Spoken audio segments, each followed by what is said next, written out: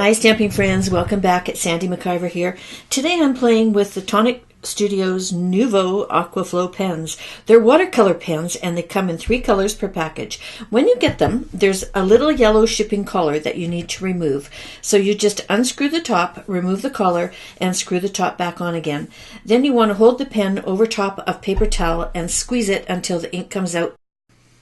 I have 3 new stamp sets to play with today: Dainty Daisies, Perfect Petunias, and Magnificent Magnolia. And I use this long stem in my background and the leaf and the daisy from the Dainty Daisy set for today's project. When I receive new coloring mediums, I like to swatch them out. I block off a piece of watercolor paper and then I add some paint, extending it with my watercolor brush so I can see what the lighter version will look like also. I'm stamping all of my art pieces onto watercolor paper using the VersaFine Onyx Black ink. You'll see I've already done the leaves and I'm going to do the flowers now. And I do extras of each piece. That way if I muff one up, I've got another one that's already dry that I can just continue painting. I'm going to start by stamping my background, and I'm using that long silhouette branch. I'm stamping one down in the bottom, and then I'm going to mask off the top corner before I do the second one because I don't want that big fat stem hanging out in the top left-hand corner. And I do the same thing the other way. I don't want that big fat stem in the middle of my sentiment either. Then I'm placing the paper in my splat box, and I'm going to use some black watercolor, and I'm just going to splatter some black spots into my background. I'm starting with the leaves, and I'm using the cinnamon stick. It's number 914, and I'm squeezing some paint down, and then I'm just spreading it around with a brush. And you can go outside the lines if you want to, because there are dies that cut these out. I didn't get them. I'm just going to quickly fussy cut them after they're dry.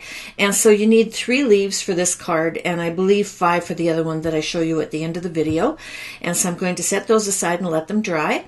And for the flowers, I like to cut them apart because I like to turn them while I'm coloring them. And so my base color is the Wild Phlox, and you'll see that I pull it partway down and then I pull it the rest of the way with my water pen because I want it lighter. And then I'm going to go back near the center and I'm going to highlight it with French Wine. And all 3 of those colors come in one package, which is kind of why I use them. You only need to buy 1 package to make this card. That's cool.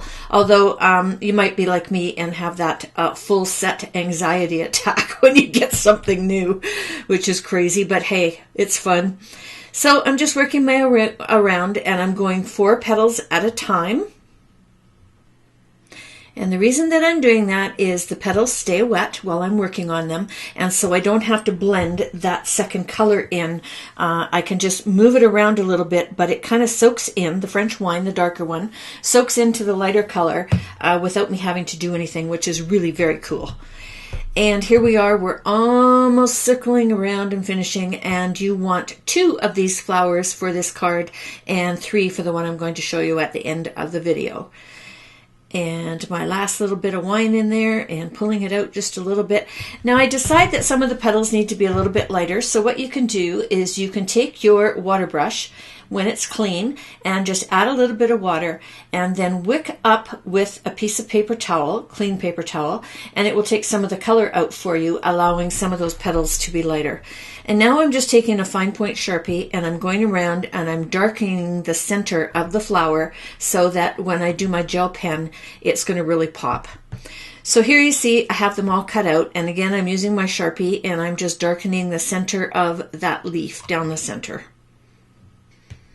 And I'm using my black Copic and I'm going to go around the edge of each piece so it's nice and clean. I use my Score Buddy to score my card base and to fold it because it keeps it nice and square for me. And I've decided to add a little bit of bling. I'm using this black and gold 6x6 foiled craft card. This stuff's amazing. It's also from Tonic. And I just clipped off a little piece, and I'm going to make it, I think it was 2 1/4 or 2 1/2 wide. And I'm doing a little piece of the gold mirror at the same time. And then I'm just putting some white glue on, and I'm going to attach it to sort of the top side of the right of the card, just so it's going to peek out underneath my flowers. I like a little bit of bling going on in the background there. So that's my card base or card front all finished, and I'm going to attach it onto my card base with some foam tape, And then I've also got foam tape on the back of my flowers and my leaves, so I'm attaching those at the same time, just tucking them under. I also die cut my sentiment out of the gold mirror, and you'll see that I'm using the Will's Hands. This one's Hope, and I show you the other one. There's 2 dies in the set, one for the background and one for the sentiment, and so you can use them separately or you can layer them, and I'll show you that full card right at the end of this video. I was just sneaking it in there to show you the sentiment. And so now I'm going to use my pretty Nuvo crystal drops.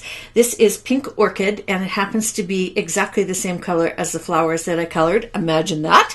And I'm just adding some blobs, and they look beautiful. Here's the other card I keep showing you, and it's landscape instead of portrait. That's the only difference. And of course there's a couple more flowers and leaves on it. And so lastly, now that all my flowers are dry, I want to take my gel pen and I'm going to add my centers to my flowers. And this is really going to pop because remember we blackened them out a little bit earlier. So there's the finished cards. I hope you enjoyed my tutorial, and I have a full PDF file for each one plus the links to the products just below this video. And if you enjoyed today's video, please give me a thumbs up. I'd appreciate that very much. And until next time, toodles!